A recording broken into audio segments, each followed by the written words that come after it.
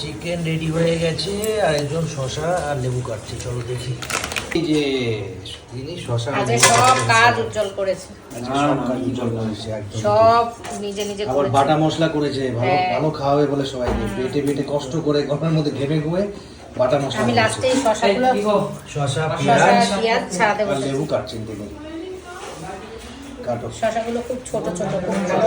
কচি হ্যাঁ, কচি তাই না? কচি শশা। উজ্জ্বল নিয়ে এসছে না, বেছে বেছে বেছে বেছে কচি কচি করে নিয়ে এসছে। যেরকম ইলিশ খেতে মাছ খুব ভালোবাসো সস্তা হয়েছে জানো? ইলিশ মাছ সস্তা হয়েছে? হ্যাঁ। তাহলে আর যেতে হবে বাজারে। হ্যাঁ, বাড়ি যাওয়ার সময় ইলিশ মাছ কিনে নিয়ে যাবো আজকে। বাড়ি যাওয়ার সময়? ঠিক আছে, নিবারপুর বাজার দিয়ে। আচ্ছা চলো। একটু ভালো হবে। কৌশিক কাকু বসে পড়েছে। কাকু কি দিয়ে খাচ্ছ? বড়ি দিয়ে পুঁই শাক। বড়ি দিয়ে পুঁই শাক। কৌশিকেরও খাওয়া হয়ে গেছে পুঁই শাক। এবার খাবে হচ্ছে চিকেন, আর ওখানে হচ্ছে কই মাছ। এই যে সবাই বসে গেছে, সজল উজ্জ্বল সবাই বসে গেছে। চলো খাওয়া শুরু হয়ে যাক।